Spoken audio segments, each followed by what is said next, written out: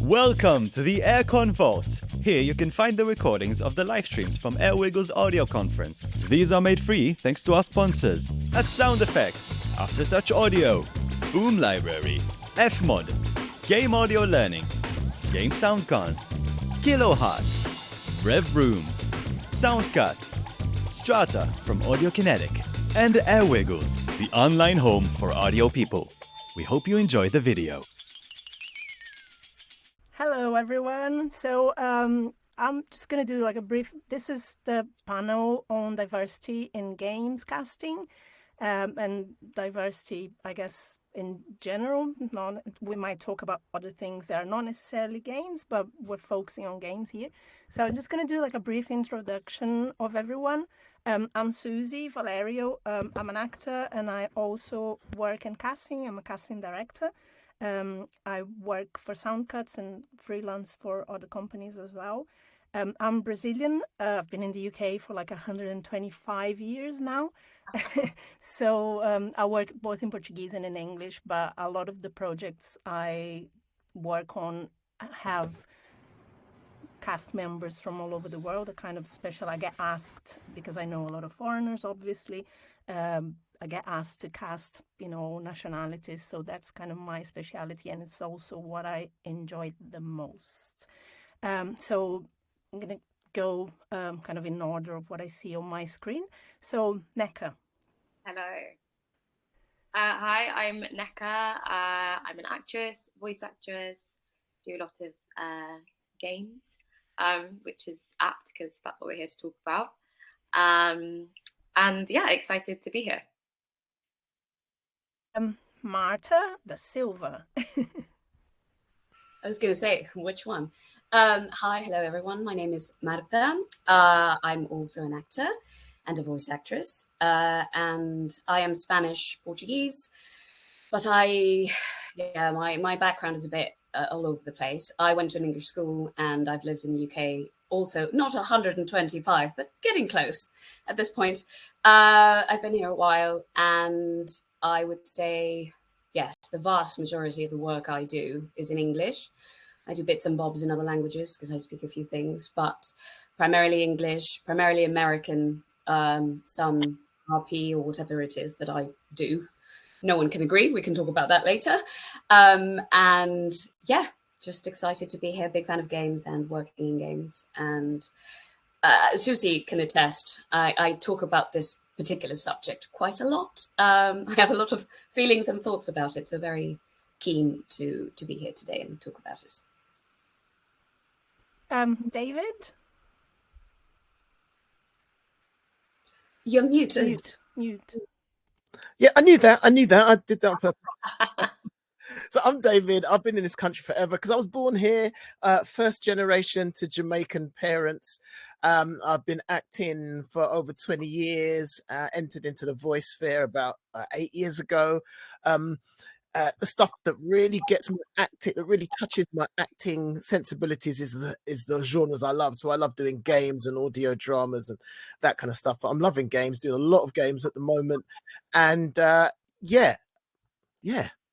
Oh, I'm also married, so be still your beating hearts. And Marta, Svetek. Hello, I'm the other Marta.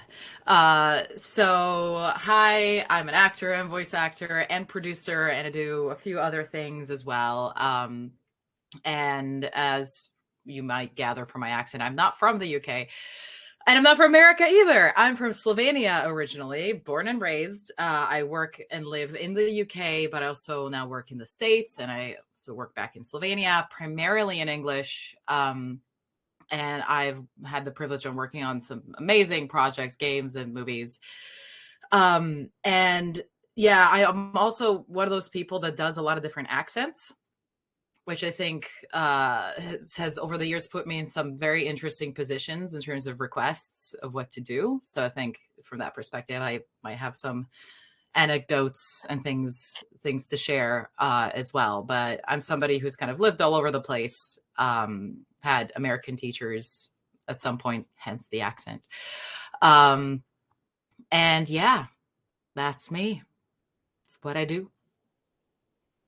So first of all, I think we'll start with something that, why do you feel that diversity in casting is important? I know it's a massive question. It's somewhat open-ended. We might actually end up the whole time just talking about that. But why is it that you think that it's something that we even need to talk about? Because in an ideal world, it really, it should be kind of obvious. It's obviously not. I think I'll start with David because I could see him kind of warming up in an athletic way. Right, because I hate the word diversity. I hate that we do diversity. I've got no space for diversity in in any of this, because it's not diversity, it's reflection. We are reflecting the world we live in, and if we're not doing that, then we are denying the very place that we live and thrive and gives us life, and that we're part of a community in. The school I went to had black people. I'm not even going to say black people. I'm going to be more specific. It had African people, it had Caribbean people, it had Pakistani, Indian, Bengali, Japanese, Chinese, lesbian. Lesbian? I meant Lebanese. I meant Lebanese. But it was, and like my best friend started writing books. And if you look at his books, people would look at it and go, "It's so woke. He's just trying to do diversity." He's reflecting the environment we grew up in. That's all he's doing, is reflecting the world we are part of. And if you deny that, it's important. I just don't understand. Where do you think you are living? It's beyond my ability to comprehend that it even needs saying. And maybe we should stop using the word diversity, because I think it's misleading. Anyway, Can I just add to that, where this is so perfectly, it plays itself so perfectly, like reflection to any argument that anybody has about the way that fantasy genres are cast and sci-fi genres are cast. It's like, yeah, but back in the 1700s, this fairy tale didn't include such and such. Oh my God, it's not a literal event. You have no leg to stand on. Like, it is not a documentary of a past event. It is a story, and the story should reflect the world we live in. But even then, in the Middle Ages, there were different people. People traveled across the world. It's just completely stupid. Oh, sorry. I'm just going to say, before we get animated, that when I was asked, when I chatted to Lewis about doing this panel, I asked, like, are we going for a diversity panel, as in like one of each, let's represent everybody, but politely, or are we going for people that have strong opinions? And, is that okay? And we were very strong on the fact that it was strong opinions. So just so everybody knows, it's not probably going to be not like your usual diversity panel where A, the panelists are not diverse, and B, they are just trying to, so yeah, that's what I had to say. Yeah.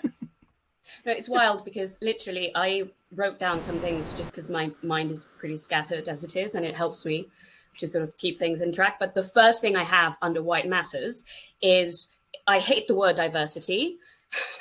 It's such a poorly used excuse to have like a checklist of things that seem to be doing what they say they're doing, but it's actually about representation, or as David well said, reflection. It's about representing the real diversity that already exists in the world.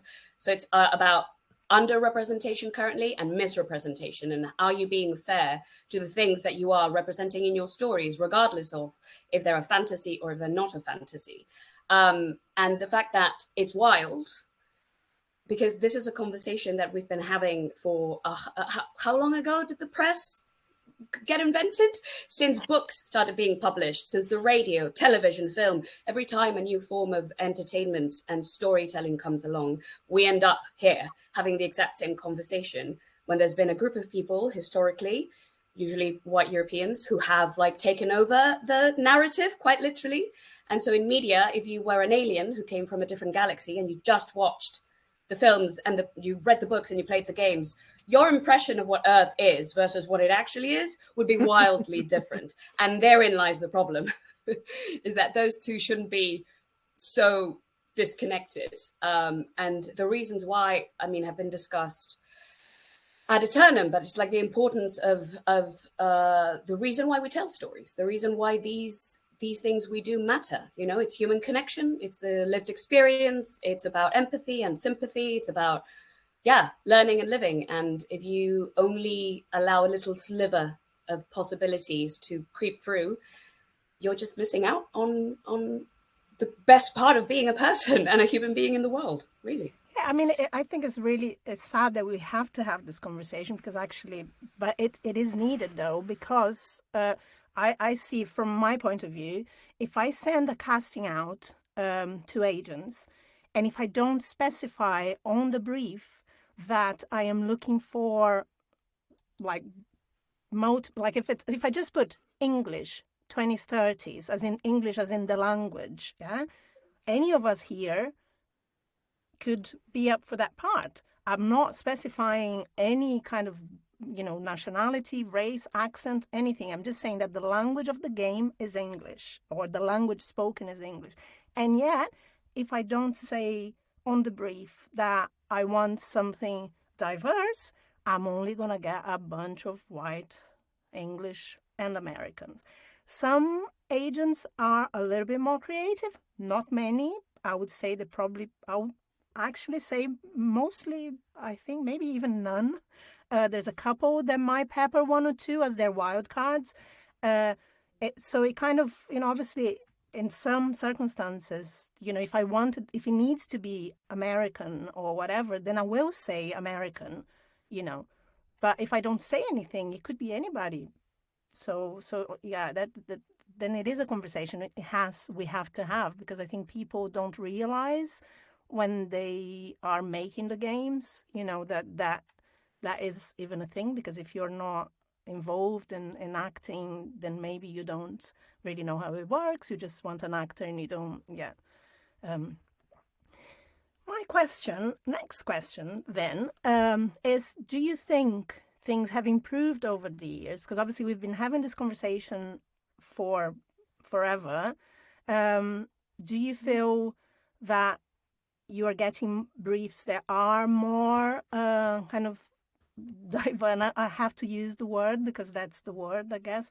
But do you get briefs that are like more general, as in like a doctor, or or do you get, like, I'll ask that for Nneka, or would you always get briefs that are specifically looking for characters that have to do with your background? So, someone that is London, Nigerian, Black.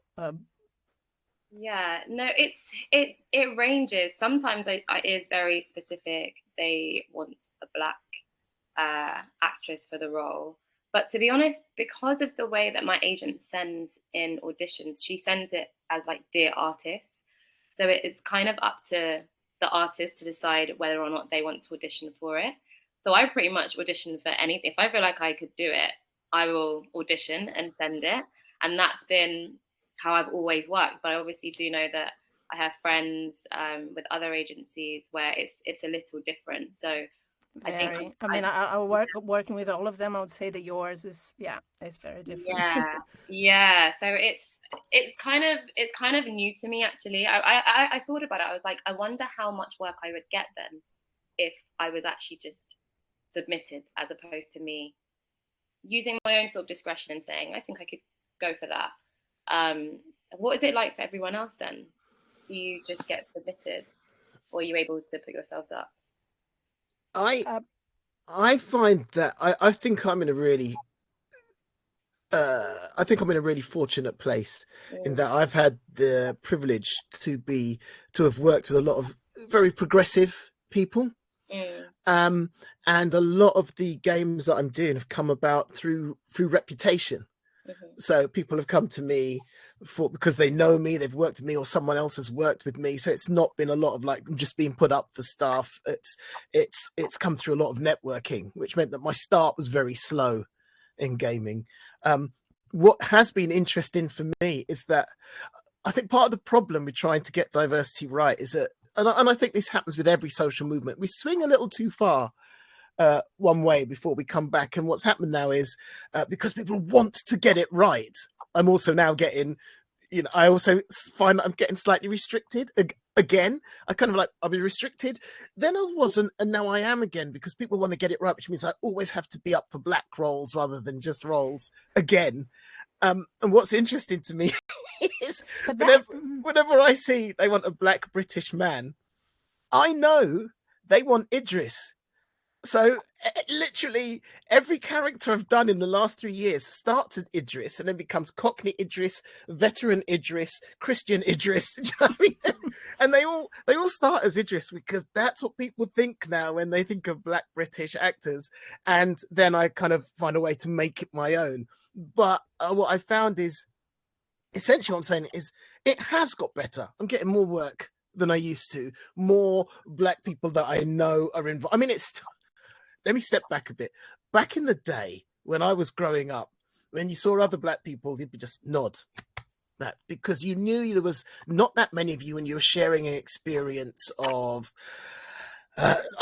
oppression might be a bit strong, but you were that minority, you were feeling something and you had that solidarity with each other. That doesn't really happen in London anymore, but when I step out of London and see black people, that still happens. I feel like there are more black people that I've seen in the gaming industry as actors than ever before, but we're still doing this because we're still small. And if you go to something like the One Voice Awards, that happens at some point during that, there will still be a corner of ethnic people connecting because we're still feeling that. And so I'm not going to lie, I'm not going to come out and go, it's all doom and gloom. Things have definitely got better, but that doesn't mean we're where we need to be. Yeah, I mean, I think for me as a Brazilian actor that has been here for a very long time, there's more stuff, but I think it is like what David said, because also like if parts come and they're looking for Brazilian, I don't tend to get those because they feel that my accent is already a little too British and not Brazilian enough. So I have friends that get those jobs, and I understand why they get cast. But I think that there's that of like, there's been this, then you kind of become too hyper focused on the niche thing and not kind of people can play other parts or a general international accent, for example. And one thing I was thinking, like with Marta, with both Martas, but Marta's Svetek particularly, because you work a lot with the US, is that if you didn't have a really good US accent, would you work as much, or would you? Well, I was just gonna actually kind of go into that. It's less the US and more Eastern European, obviously being Slovenian. On my end, the second they would find out I'm Slovenian or can do an Eastern European accent, we were in a very interesting situation because especially Western Europe and the US, all of Eastern Europe is basically Russia. Now, Slovenia, just to give you a little geography context, we're next to Italy. We were nowhere near Russia. We were not a satellite state. We were not under Stalin. We were not behind the Iron Curtain. Our culture, our history is actually very different. Without turning this into a history lesson, but either way, we're very different. Yes, we share the same root of the language, but that's about it. Very often, anytime it was Eastern European, they just wanted Russian. They wanted like 90s American action movie. Hello, I talk like this, like no real Russian really talks. You have little sneer, never left. Just no. It was always that. And then the Russian invasion of Ukraine happened. And so basically I started getting all these things where it's like, yeah, they want Eastern European, but not Russian. So they wanted Russian, but not. And I would then give them my Slovenian accent, which sounds like this. It's very open. It's very different from a Russian accent. You can still hear it's a Slavic accent, but it's, very different. And they're like, yes, perfect. And then in the script, I would have Russian pop up. Like I can't read Cyrillic, first of all. Second of all, I don't speak Russian, never have. Yes, I can understand the odd word, but And I had to go on multiple occasions to explain to the developers, sort of with infinite patience in my voice. It's like, we don't speak Russian. A lot of people also, if just on the street, if I tell them I have Slovenian, okay, so what language do you speak? Russian? I'm like, I had to explain to them kindly. So you assuming, you saying, Slovenian is basically Russian, is like me saying Spanish is basically French. And it's I'm right. This is the exact comparison you're making. It's like, yes, it's the same group of languages, but they are very different. Yeah, I mean, we get and that, the accents are different. The culture is different. And I'm not expecting them to know Slovenian culture. We're teeny tiny. There's 2 million of us. Like, that is a forgivable thing. You can't know everything about everything. But certainly... But if you want to represent certain parts of the world in your game, maybe look into it, perhaps? Exactly. Know that everything east of Berlin is not Russia.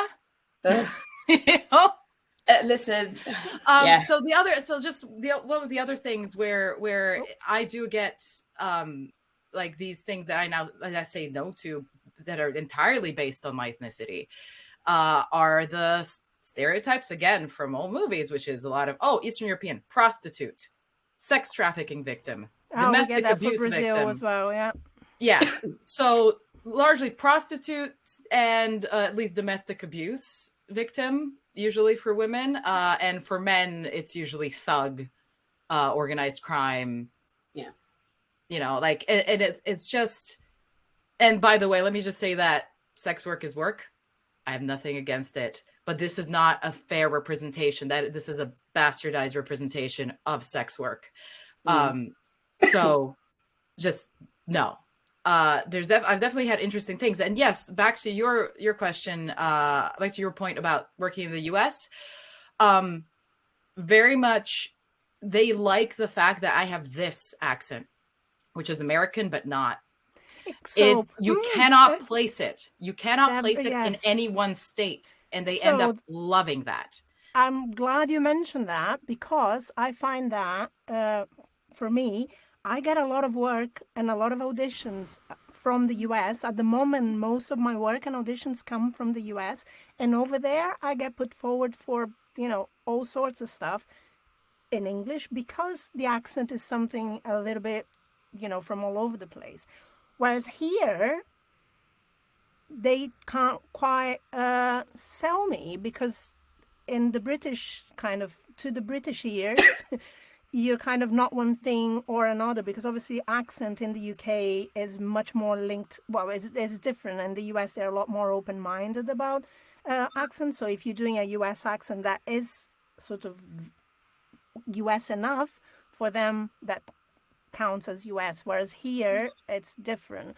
And I know that Nneka works a lot on US accents, for example, and I mean Marta Svetek and Marta the Silva as well, and I don't know, like, do you guys have the same experience that how they view? I just wanted to say one thing, to go back just really quickly to what you said before about like being put up for Brazilian and not getting it. That was my kind of links to my point of the problem with this is that there's a lot of layers that go into this. Number one for you is like, well, you are a Brazilian woman and you live in the UK. Therefore, you should be considered, because that is what a real Brazilian person who speaks English sounds like. You literally exist in the world, and therefore claiming you don't sound Brazilian enough is an issue. And I think this all goes back to this, is an issue with the origin. The writing of the games, the people who write them, the people who cast them, and their own biases and their own stereotypes, and the way media constructs fake ideas of what we think things should be, and how you have to actively be aware of your own biases and fight against them and question every time, why do I think this way? Why does this person not sound right to me? Is that accurate, or is that just my own stuff getting in the way? And that comes to what stories we're telling and who's telling them. And the biggest thing that I always go back to, which is probably why maybe David and Nneka's experience is somewhat different to the rest of us, is English privilege and the Anglification of media and the Anglocentrism of the world, specifically UK and US. because you speak to people from Australia, you speak to people from New Zealand and South Africa, and they have markedly different experiences with casting than people because from with David these and two Nneka, big countries, right?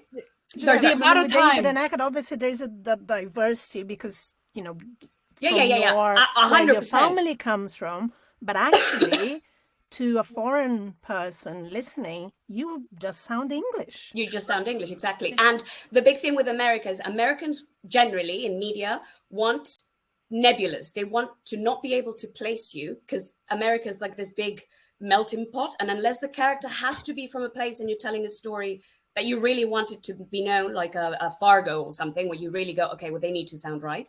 They prefer the standard American is a real accent. It's not something that just was created for radio like RP. It's something that people speak. In the UK, they want specificity.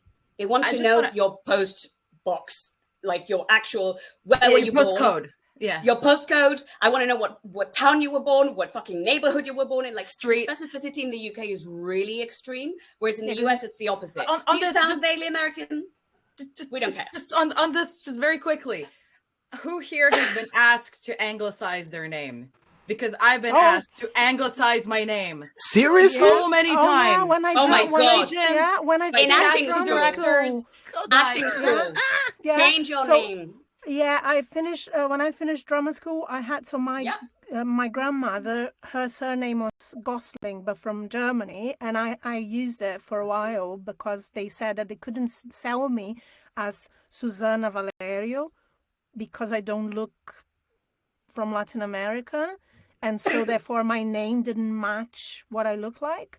I did use Susie Gosling for a while, but then it got really confusing because I love my grandmother's surname, but it's not my name, so I just kind of thought, okay, I think I'd be able to anglicize my name. Probably why I haven't been asked. What would it be? How would I anglicize my name? How would it work? You have to pick something else. Pick an English name. Completely change your name.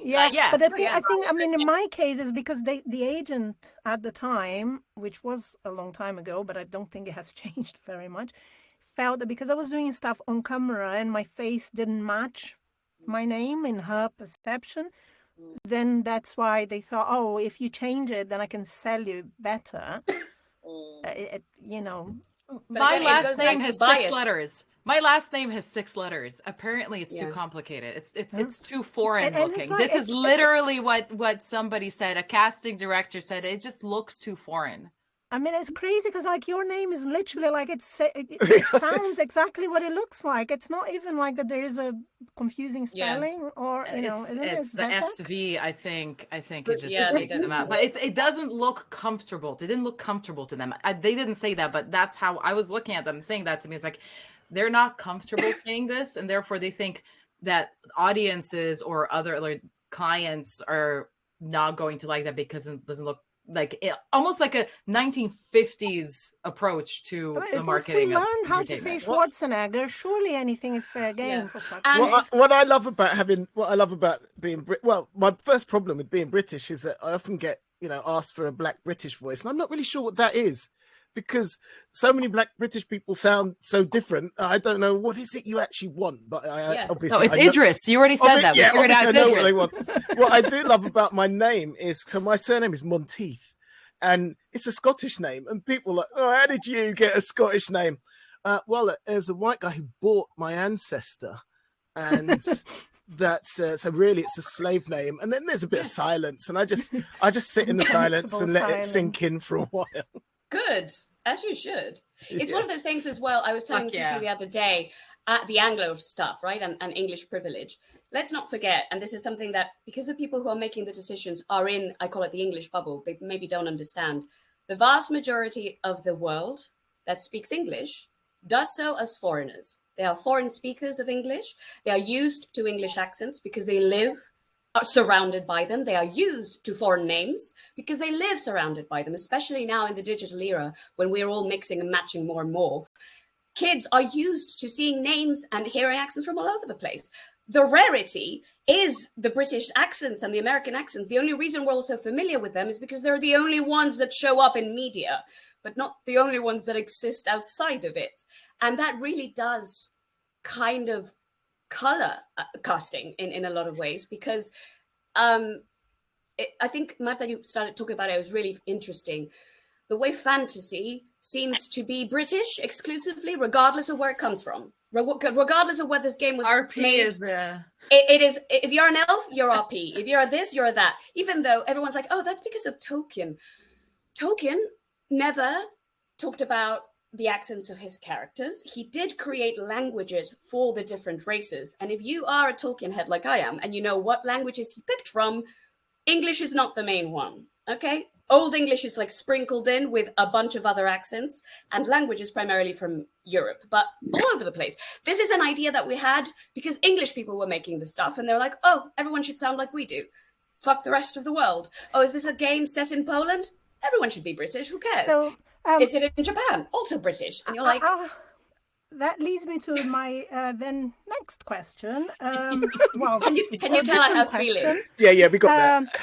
Because do we feel that, so who's telling those stories? And should they be telling those stories even? Are we then just something that becomes a product? That they go like, oh, I'm going to make, this game about Brazil. But obviously the person, producing is not Brazilian, the director is not Brazilian. The cast may or may not be. They might throw a couple of Mexicans there just because it's the same. And it obviously isn't. So we end up like with an Emilia Paris situation where you have this French person that made this really offensive film that managed to unite Latin America, which, to be fair, is something very hard. We don't get united that often. In the hate towards this film that did not represent anything. So are people then using us to sell their, just to make money with our stories? Do you feel? A little bit controversial here. I'll ask. Nneka has been okay. quiet, Oh yes. So I'm going to ask Nneka because I think we are just getting a little bit too into it, and I feel that you're just It's also good to listen and to take in everyone else's experiences as well. I've never thought about that, and as you said that, I'm like, oof, are they? The honest answer is I don't know. This is the first time I've really thought about being used in a way. Sorry. I think because we love what we see someone threw a popcorn in the chat there. Sorry guys, I did say. No, you did. No, I think it was not a panel for politeness. Because we love what we do and we're creatives and we want to tell stories and we want to tell them authentically, and we ultimately have fun doing that. Sometimes we as creatives go in with that creative head and you don't always think about the economics of it and the fact that it is a business. So I don't know, but I am keen to hear what everyone else thinks. I mean, as a business point, I actually, if that is what it takes for people to then start telling other stories, I think that's cool, fine, but it's how it's done. I think that there just needs to be a plethora of stories, because I don't necessarily feel like there should be one story and everyone from everywhere should be in that story, because then it's like, well, what is the motivation behind doing this? There are so many stories to tell, and I think there just needs to be more of that. And then when you tell those stories authentically, and when you tell different stories, the diversity will be there, the reflection will be there. And I love what you said, reflection, because it is, you are just reflecting what's in front of you. And for me, I'm someone who is curious on a personal level. I want to know more about other people's lives that I don't, that's not familiar to me. So games is just like a great way to do that, especially when people don't always like watch traditional TV anymore. And it's like, games are like, a lot of people spend more time playing games than consuming the traditional sorts of media. So it's a way in which we are able to connect with each other more and just understand the human experience a little bit more. So I think I went on to a different sort of I went down a different angle, but yeah, those are fine. We're here to go anywhere. Yeah. I would really like to chime in. since this is something I've thought about at length, and I've worked sort of beyond the acting side of things in games a few times and all that. And first of all, it takes a village, it takes a city to make a game. It's a lot of people working on a game. Yes, there's a few people at the helm, but even then, there's not this. It's very different. Very often to, let's say, how we envision films, and even in films, it's not so much one person at the helm more often than not. I think it is tricky, and I think reductionist to take it back to only a certain type of person can tell a certain type of story, because it's never one person telling. I say almost never one person taking a story, unless we have the solo indie dev, right? That's different. I think what has happened is a lot of so I have a master's I did a master's degree in creative industries. And what we talked about in that degree was how creative industries tend to work in bubbles, in physical bubbles, where the infrastructure and the people and the talent tend to all move to that one place. Los Angeles is one of those bubbles. Then you have Wellington, New Zealand, another bubble. London is another bubble, right? And so that tends to color the kind of stories that are being told, because people are first start with the things that are close to them and their experience. And if it's a predominantly white Eurocentric experience, like life experience, that's where they're going to get a lot of their experience. And usually, to me, like generally in life, if all of your friends look like you and sound like you need to get more friends. You need to widen your circle, right? Most people don't do that. And so you just don't come across anything other than what you're immersed in, day out. And so it's more about, rather than saying this person can tell this story, it's more about coming together multiple people and creating that harmony in the right way, where the story gets told, an interesting story that is maybe not been told a million times over from one perspective, is then put forward, and we get more interesting stories. Like that, just sort of where I'm coming from, because I think a lot of people can maybe, life experience is so unique to every person that one person can maybe highlight, regardless of where they come from, can highlight something else that maybe the other person hasn't considered. So there's this, excuse the corporate word, synergy in that. And again, that's where diversity is a good word, a good thing, because you have these different people coming together. But yeah, because I don't see one person making a game other than when it's a solo indie dev making it. It's, for example, I would not be telling a story about Dave's life experience. Exactly. I would not be going that, without consulting you. It's like, I would not be doing that. Well, I would not be doing that. Appreciate that. I will not be doing that. Just so you know. I have to say, it does happen, maybe somebody says, Dave has an incredible life story. It does happen, but Dave has an incredible life story. Let's get him forefront. Does he want to talk about it? Let's go from there. He does. He's got his hand up. Go for it, Dave. I kind of want to expand on what you did. So I was thinking about who's making the games. Well, also, what games are we making? Because things are economically driven. So what games will sell? Which is one way to limit yourself, because actually a lot of the time you have to go, what can I risk that my audience will actually embrace that I don't think they will? I mean, Black Panther showed us you can make a movie that is African based, and if you write well, it will still sell. So we shouldn't be afraid of embracing that. But so I had a little look at. I started off by having a little look at the directors that I have had, and it's about, we can talk about how well it's going, how well reflection and diversity is going for performers. But what about the people who employ the performers, who direct the performers, blah, blah, blah. So I had a little look, and what I worked out was that, and in terms of gender, 85% of my directors have been women. In terms of the games I've done, which is fantastic. That when you talk about my acting career, my other acting career, it's even higher than that in terms of theatre, not so much in film. What's my point? However, I have never once been directed by a black person or a brown person. Not once in the whole time. So I had a little look at a UK games industry census that was done in 2022 at the University of Sheffield by UKI, which is the UK Interactive Entertainment trade body that represents the UK's video games interactive entertainment industry. Short introduction to them.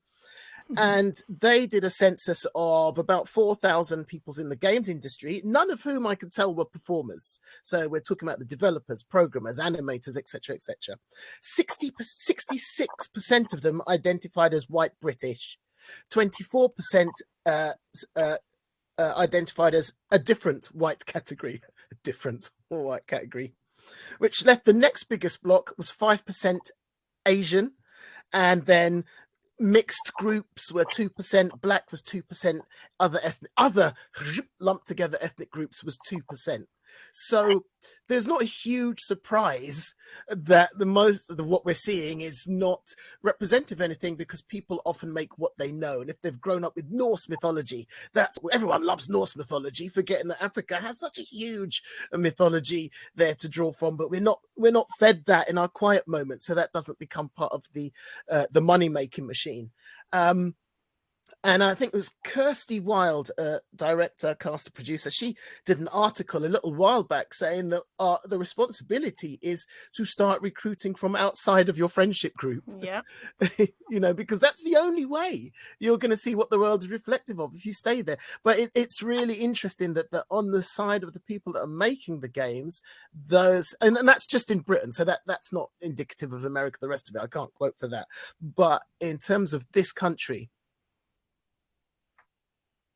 yeah.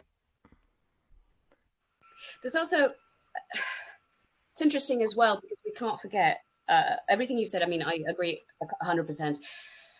It's kind of, we had this conversation with film not that long ago. I mean, it's not been that many years when film was, it was just white people, white Americans, white Brits, sometimes some Europeans, like the big forgetting that there were massive industries. Hot white people in Africa, yes, but hot white people, yeah, very hot. Yeah, exactly. You can't be ugly or fat. You can't be anything other than a very specific thing. But there is I think, is it Nigeria? There's a massive film industry somewhere in Africa. Yeah, and it's incredible. There's the Indian one, South Korea, which is, everyone's now like, oh my God, South Korean film. I'm like, yeah, I've been watching it for 30 years. They've been around a long time. You just weren't paying attention. You were only like adapting into American movies, stuff that already existed every once in a while. So the thing is, so much, okay, there's a lot that gets made here, but so much that gets made elsewhere comes here. Specifically, as we're talking about casting, right? They come here to cast, and then you enter into that bubble that Marta was talking about, and absolutely this is where you start to see we can't necessarily maybe put the onus on the developers having the diversity, but if they are going to be telling a story about a place other than here, there is a responsibility, I think, from those of us who are in this bubble and then go out and be like, okay, how do we cast this and who do we put into this, of looking into that, of educating ourselves. And again, working against our own biases and limitations of what we know and who we know. Who writes it? Who writes it? Who directed it? We have the technical ability. We have the infrastructure. Who writes it? Yeah. Yeah. And I mean, how many times have I, because there's examples of this. I've seen so many games from Japan come here and get cast with very specific people. None of them Japanese. And I know there are Asian British actors, plenty of them, and Japanese people, and not a one is in these games. The amount of games set, there's one recently, I'm not going to talk about it, but it's like a big game set in Italy, made by a South Korean company, and there is not one Italian person in that game. The names are Italian. There are some people doing Italian accents that are not their own accents. Oh, don't even and it's all over the place. And everyone's British and American. But they're the game, everything about it, you look at it and you're like, okay, this is deep Italian culture. You have this with The Witcher and Polish stuff, being like, okay, it's a Polish game. Is there anyone Polish in this game? No. Things with one that I really did like, actually. Kingdom Come Deliverance is one of those games that is starting to make little changes. This is a Czech game. There is a Czech version of the game that they've actually pushed quite a lot, and they do include their Czech cast in a lot of the events to, say these people made the game too first in Czech, in completion. Like they did the same work the English cast did, let's talk about them as well. But then in the English version of the game, even though it's true that most of the protagonists are British generally, there are a few very big characters who are played by actors from the places that those characters come from, who happen to have connections with Czechia. There's Germans, there's people from Liechtenstein, there's a French actor, and they have an accent, their own accent, and they even speak their own language in the games every once in a while, and it's like medieval Europe, and it was like, don't talk to me, and someone today talked to me in Latin, German, Italian, and blah. I'm so sick and tired of it. Can you please just, they bring that diversity that actually exists into the story. They make it show up like it would have in the real world, and what that actually entails for the people who maybe don't understand everybody else. So it's about weaving, this is just one little example, but it's about weaving all of that into the stories that we tell and amplifying the amount of stories, who's telling them. Are they underrepresented in media generally? It's usually the case. Are they misrepresented in media? That's usually the case. And as you said with Black Panther, I think it's a beautiful example. There's this idea, especially, I'm going to say UK, America, of like, oh, things will not sell if the audience is like primarily it's geared towards, African Americans. And then you get Black Panther, you get Sinners, and you're like, if the same people are the ones who have access to media, and we're only telling stories for those people, and those people are telling stories for their own kind of, the same kind of social group, economic group, ethnic group, of course you're going to think that nothing is going to be successful, because the people who want to see themselves in media can't. Like, I'm not going to come out and watch yet another movie about, white suffering if you won't even tell my story faithfully and truthfully. So it's about what we're making, how accessible games can be. Like, are games actually accessible for everyone? That's also another part of this conversation that is probably not for today, but there's so many layers about the fact that this is a business, this is about money, but ultimately it's also art and storytelling, and exactly, it's like a catch-22. It kind of feeds itself, and if you want to break that, it requires work. I've cast a couple of audio dramas. One of them, most of the cast was South Korea. Ooh, there's some echo going on. Is that okay? Yeah, most of the story was set in South Korea, and so we had a lot of actors that were South Korean. So I mean, it was really hard to cast, but I would like literally everyone that is playing a character that is South Korean has a South Korean background. You can find people of all backgrounds if you look hard. It wasn't easy. Like, I had to go, to LA, to South Korea. I mean, virtually, because it was just voice. But, we had to kind of look really hard. Certain characters were harder. Like, there was an older character that was really hard to find because it was an older lady, and most of the South Korean actors didn't speak English well enough to, So it wasn't easy to cast, but it's doable. I think a lot of it comes from also lazy casting. And a lot of times from people thinking that, it doesn't really matter. Chinese, South Korean is all the same, or Brazilian and Mexicans are all the same. It's like, no, we're not. We cast something else as well. Again, another audio drama that was set, it was a prequel to Far Cry. And so it was set in this, island. Marta was in it. And both Martas were. Were you on Far? Yeah. So basically, everyone that had an accent, it was like they really had Hispanic, background. You can find 20, 30 people. Oh, Dave, I think you need to mute yourself. Okay, that's children? That is children. That's fine. Real life, guys, real life. But yeah, you can find everyone. It just takes a little bit more, work. Can I ask a question rather than keep talking, because I have again lots of feelings, but I'm really curious for Marta, Susie, and I know David talked about this, so I think Nneka, maybe you also have encountered, when they go like Black British, but have you, in terms of casting and work, how frequently would you say you encounter requests for like, how do I say this, accents that don't exist? Does that make sense? Like, I would like a Mediterranean accent, or I would like an international accent, or I would like I've had where they want an African accent, For example, yeah. and I do ask, like, where, but I think sometimes they just don't really know. They just want it to sound sort of African sounding. And so in my mind, I'm like, I kind of know what I kind of know. It's kind of what David said. It's like, he knows they want the Idris, and it's like, even when you give them an accent, sometimes, I'm like, can you just make it a bit more, because it's hard to understand? And I'm like, well, then maybe everyone should just work harder, because that is how they talk. So the onus really is on them, right? If they ask for an accent, they should know what they want, or at least have an idea of what they're asking for. A lot of times, like, I'll get from the clients, for example, say, for instance, if it's an African accent, they go like, oh, a little bit like Wakanda. I've heard that like 3 or 4 times. And I'm like, you do realize that actually is not a place like that, does not exist.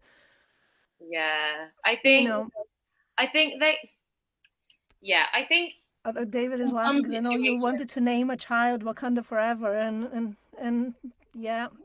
Not forever. That would have been too obvious. I think in some situations they just want it to be from somewhere in Africa, and they don't know. And then you've got to think: is that, how much thought was behind that, and is it now a tick box?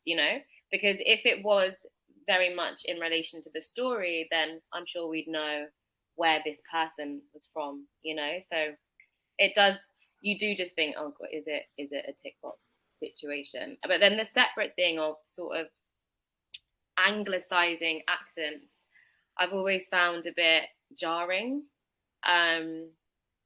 because we hear, even like in the UK, there are so many different accents, and I don't really hear someone saying, like, can you anglicize this Glaswegian accent? Do you know what I mean? You just trust the audience to understand it, and if we don't train our ears to understand these different accents, then it's always coming back to a sort of one sort of accent being the sort of focal centric point. And it kind of ties into what we were saying before, where it's like you're only seeing stories and life through one lens, even when you're trying to see other when you're trying to be more diverse, it's still sort of tied into this sort of stereotypes centric lens. I am, so here's I tend on the side of understanding, trying to understand where people are come from, and I try not to get knee-jerk. I try not to show the knee-jerk anger that I don't want people on the other side to show me. And so went up for a casting for a game, and it was a black character, and one of my very good white friends went for it as well. And we had to have a conversation because he was very genuinely could not understand what the problem was, because he goes, it's just voices, we can do it. And I utterly understand where he came from, because he's not switched on to these issues. He's not in an environment where these issues impact on his day to day. And so my job then was to go, right, let me explain. It's not about the talent. It's about the state of play that we're in. And it was something that had never crossed his mind before. And part of me is going, why should it have? He's not living a life where it should. And my job then is to, and I do get really tired of minority peoples going, why should I have to do the work? I'm 56. We begged for the chance to do the work. I'm not going to throw that away. I don't get tired having to re-explain myself. I welcome the opportunity. And I will do it again and again and again so that people hear me. And it's really important to me to be heard. And often by shouting about it, people hear the shouting and not the words. And so my thing is, but often in a conversation, you can know within 3 minutes whether someone is actually there for the conversation or not. And if they're not, I'm gone. I ain't got no time for you. But if I hear that you're genuinely trying to understand it, something that genuinely hasn't occurred to you, I'm there. I'm going to help you understand. If you refuse to after that, you're on your own. I've got no time for you. But it is important to me to make sure people hear me rather than hear my anger. I mean, I need them to hear my anger. I need them to know that I'm angry. And people are often like, how come you're not more angry about this? No, you don't understand. I'm always angry. Yeah. It's the Incredible Hulk thing. Yeah, we're always angry. The thing is, sorry, you go. Yeah, I if you have something on that point, I was actually going to ask Susie a question.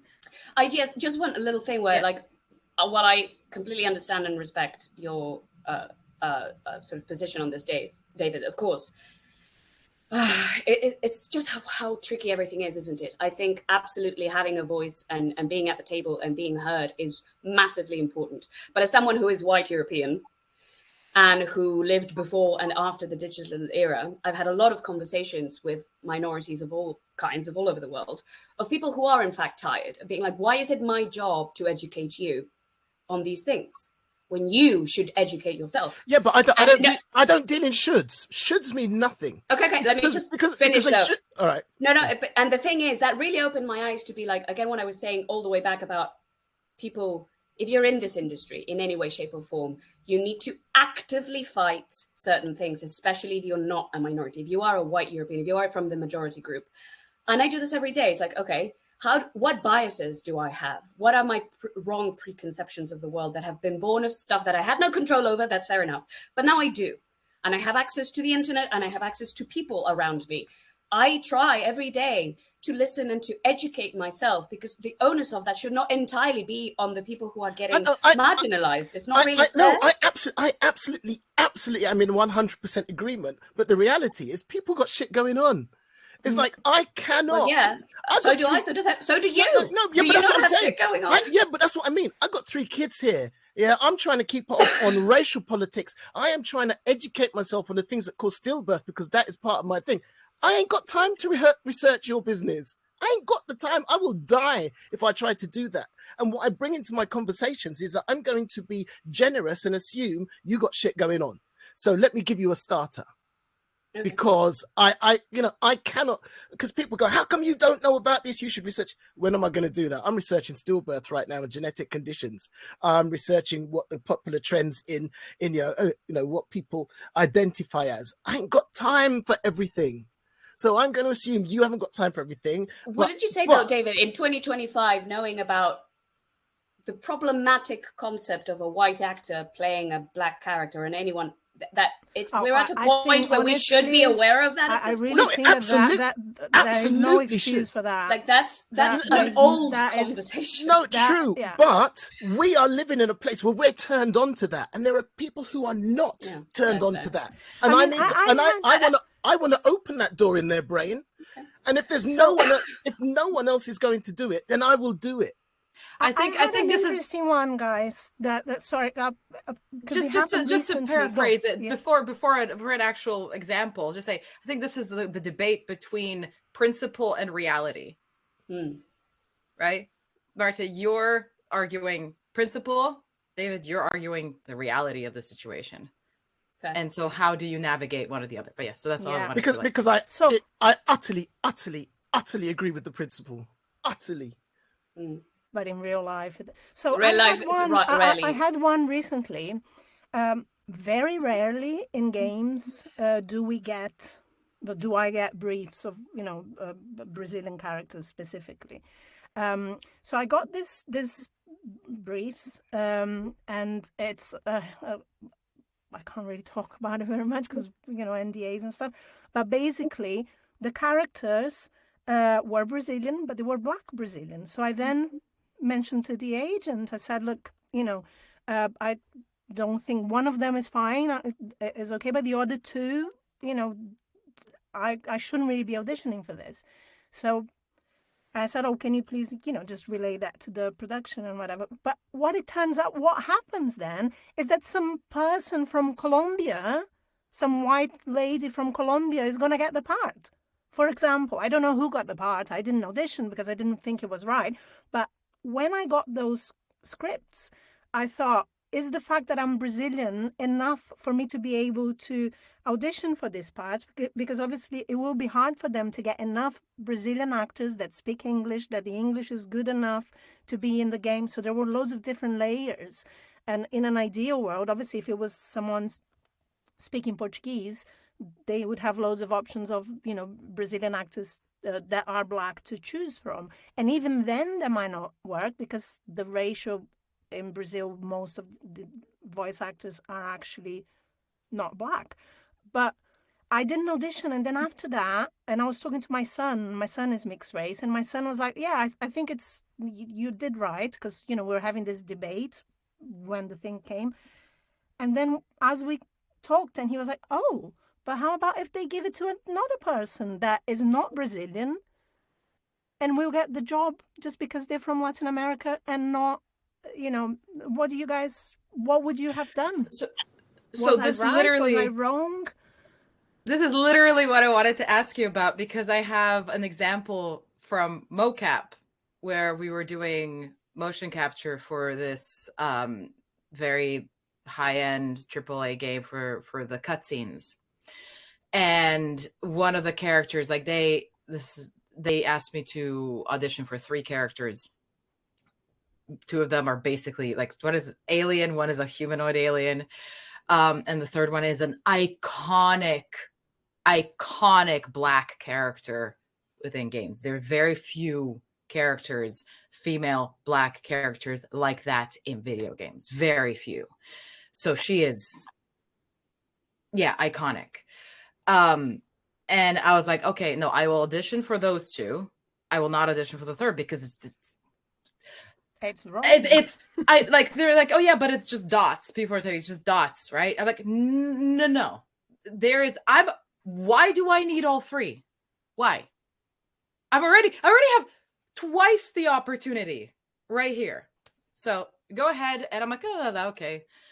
Get to the day that we're on set and walk in, and like this actress that is just, you know, sort of a known entity in mocap walks in, and she's doing, well, it's dots on the screen, right? So this is mocap, so this is not audio. This is mocap to pre-recorded audio.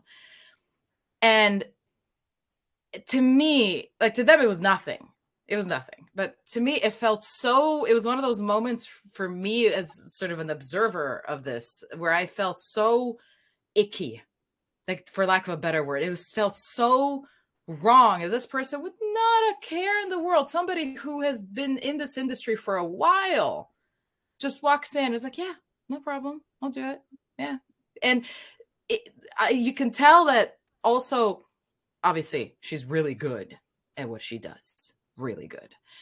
But also she's, you know, on the Rolodex of, like, you know, because often, especially pure motion capture kind of casting, very much happens off of contacts and spreadsheets as opposed to prolonged casting processes. The fact that there was even an audition process to this for a mocap shoot meant that this was a bigger budget game.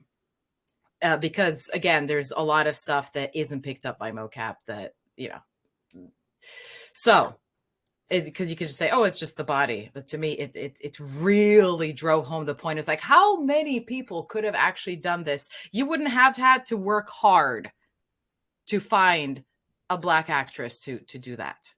And mocap is not rocket science. It's acting. Okay.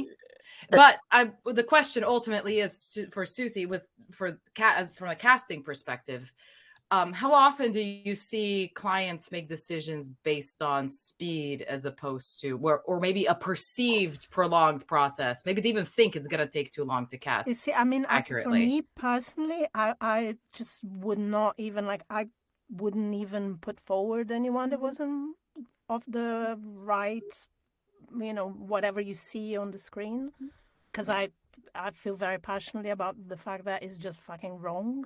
And I would very happily put David forward for a character that is not black, because, you know, it's not about it. At the end of the day, yes, it is voiceover, you know, but I just feel that because there's so few characters for anything that is not white, that is just not fair that someone that is white would be auditioning for the roles that don't belong to them. And I think on the flip side, I think that that's totally fair, because there's most of the characters are, you know, if it's addressing inequity. You know, exactly. So I wouldn't put forward, and I for me personally, it's not harder to find people that are not white. Like, I mean, I've cast Nneka on a bunch of stuff, and there's one thing she did that's really cool. It's a mobile game, and I mean, the team that makes that particular game is super diverse. They're from all over the world, so they've got characters, and also it's a mobile game that is popular in many countries.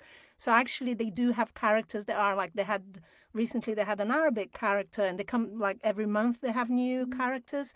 So they represent all the different people that play that game, but I don't think it's any harder for me to send them 20 options of an Arabic actor, because there's loads of, it doesn't, you might have to go to different agencies. Where I think lose, at the end there's lazy casting. It really is. Just going back to Marta and I's tete-a-tete, where I absolutely lose patience is for people who are in a position of power and people who are gatekeepers and whatever. For the average performer, whatever, it's time to educate. But people who are in that position of production and go, I like it. I also need to say goodbye now because I've got to take my wife to the station. But I have loved this conversation. I've loved the passion of the panel, and I have loved the chat in the chat. I've loved the chat in the chat. So thank you all. Done my heart well. Love this passion. Take care. God bless. Big love, guys. Thank you, everyone. We're wrapping. Well, David's going, but do you have any final thoughts you would like to share before we say goodbye to everyone? I think it's as everyone has said, it's a multi-level issue. It is about choices you make every single day. It's about, who is in charge, who's making these choices, and having these conversations so that people become aware of some of the issues that they might not be aware of, and ultimately aiming for good, kind, creative representation in media, specifically in this case in video games, so that everyone has a place at the table to tell stories and connect and do the job we love to do. It's a bit of a utopia, but we're gonna fight. We're gonna fight for it. And just on that, you've said utopia, and I think the thing that I think about with voice is that it is voices, and if we were in this utopic world, everyone should be able to play everyone. Yeah. They should be able to play everyone, but it's just the fact that we're not, and so it's it's sort of redressing that balance. And I know they spoke about his friend that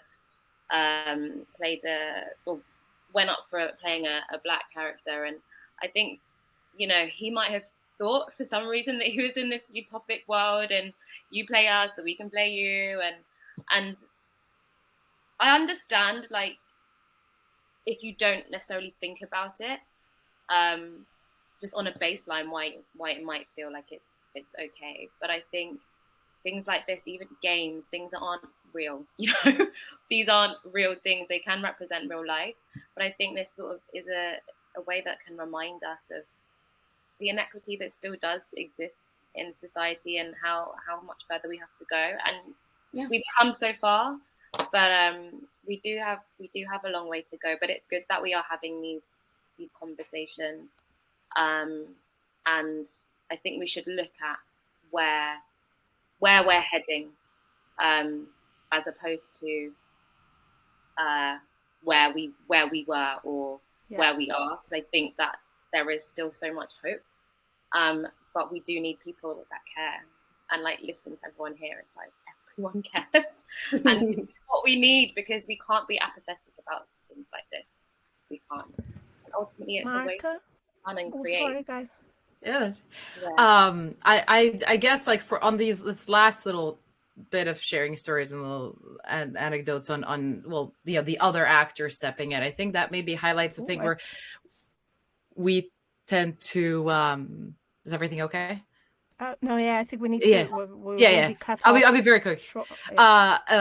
Everybody, we have this anxiety about whether we're gonna get a job next. There's just all this stuff, but I think we like to also point to devs. We like to point to everybody other than ourselves as actors for the responsibility of diversity, whereas some of it actually lies with us of not taking certain jobs, being able to say no to certain things because that is the right thing to do, and not being so cynical and stepping in and taking any job. Same goes with rates. That takes you into, we need to be able to stand up for our own community, understand that your community is not just the actors that look like you. Sure. So actors, we as an acting community also need to look at ourselves and our actions, and are they actually enabling our industry to grow in the right direction? Yeah. Yep. Guys, thank you so much. We have to wrap. Thank you for everyone. And the chat on the side has been amazing. I've been following. Yes. Sorry I couldn't respond. Thank you, chat. Thank you for everyone. And thank you for coming here. Thank you for having us. Thank you. So fun. Thank you, guys. Lovely meeting all of you. Bye. Bye. Bye. Bye.